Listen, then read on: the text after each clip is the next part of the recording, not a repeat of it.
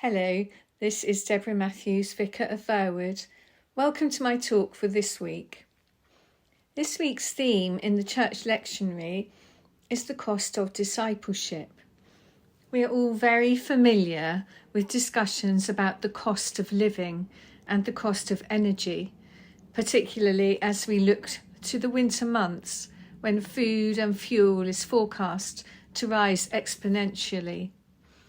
We are already searching for where we can make cuts and worrying about how we will cope with the massive energy bills coming our way.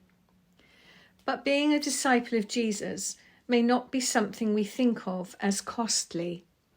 I'm not in this instance talking about finances. Of course, the church needs to rely upon its community to keep it going financially, but discipleship is more than our financial contributions. And this is what Jesus is talking about as he addresses the crowds who have followed him. Some amongst them will probably not have thought about what being a disciple would mean to them. It could have been an impulsive moment which led them to follow this charismatic leader. Impulsive moments can be good for all of us from time to time, but they can also be life-changing. So we need to consider our decisions wisely when we choose our way in life. In today's challenging gospel reading, St. Luke puts it bluntly, nothing should be more important in a disciple's life than following Jesus. All the disciples' possessions and even the disciples' own family should become of secondary importance. In his gospel, Luke is stressing that discipleship makes demands upon Jesus' followers, and it should not be entered into lightly and without due thought. Jesus asks us not to let anyone or anything come between us and him. As Jesus addressed the crowds following him, perhaps he thought that they didn't realise what it meant to be a disciple. It's all very well following when the road is joyful and rosy, but not so easy when things get tough. So maybe Jesus was trying to make them think about the cost of following him before they committed themselves. This passage isn't really saying anything different to the rest of the gospel. As disciples, we need to be prepared to put Jesus before everyone and everything else.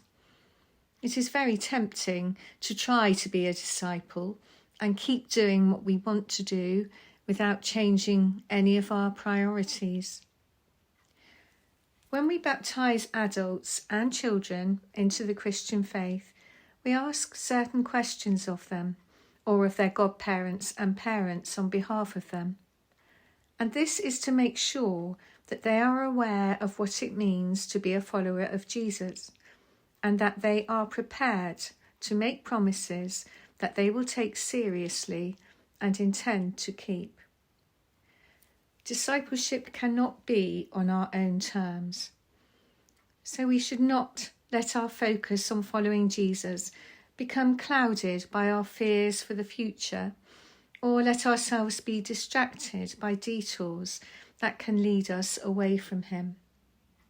Of course, our family are important, and doing the right thing for them does not prevent us from being a disciple. But we can't use them as excuses either. We don't have to abandon anyone else, but we do have to abandon the over-attachments that become our justification for going our own way and doing our own thing. Discipleship is a way of life which brings wholeness and freedom. It is costly, but it is a price worth paying, in the same way that Jesus paid the price for us, to set us free from the things that keep us bound and afraid. And we pray that we choose to follow in his way and to share his love for us by supporting each other through the difficulties and challenges of life that we all face. Have a good week.